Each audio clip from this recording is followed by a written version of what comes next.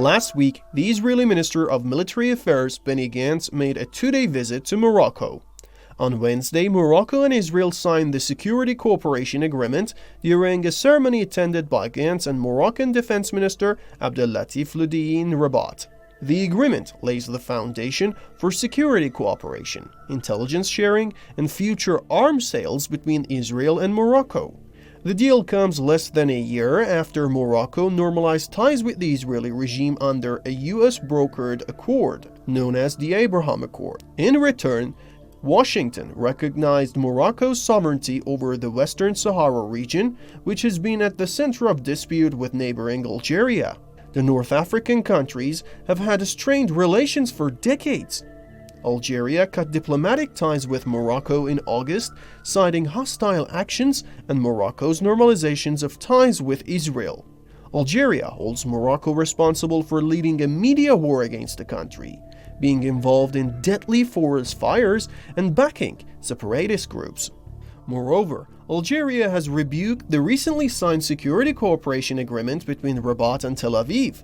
Algerian President Abdelmadjid Tebboune deplored the deal and described Rabat's threats against the country as unprecedented and disgraceful. He even warned to retaliate against any attacks against his country. Also, Senate leader Salah Gujil said that Gantz's visit to Morocco had targeted his country.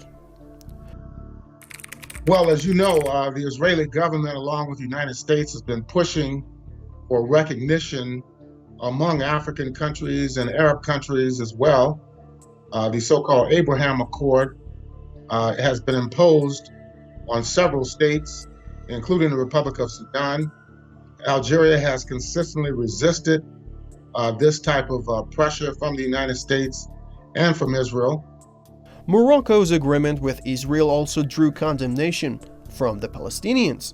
Palestinian resistance movement Hamas urged Morocco to sever ties with Israel. Hamas slammed the agreement as a great sin against the Palestinian cause and a move against the strategic goals of the Arab world that can't be justified under any pretexts.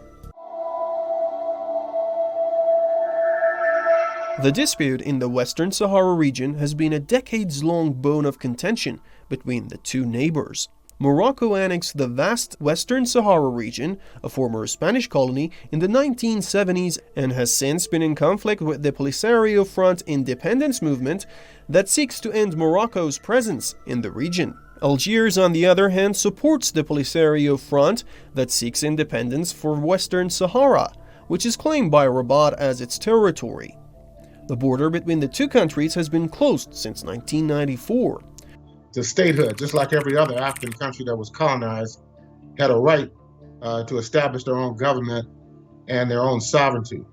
So that could go a long ways towards resolving the conflict in the Western Sahara and between Algeria and Morocco.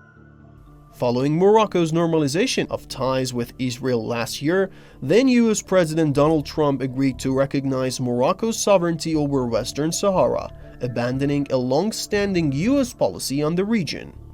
The Algeria-backed and pro-independence Polisario Front rejected in the strongest terms Trump's stance on the disputed Western Sahara Desert region, stating that the former US president attempted to give to Morocco that which does not belong to it. Also, Algeria later rejected the agreement, saying the US decision has no legal effect because it contradicts UN resolutions, especially UN Security Council resolutions on Western Sahara.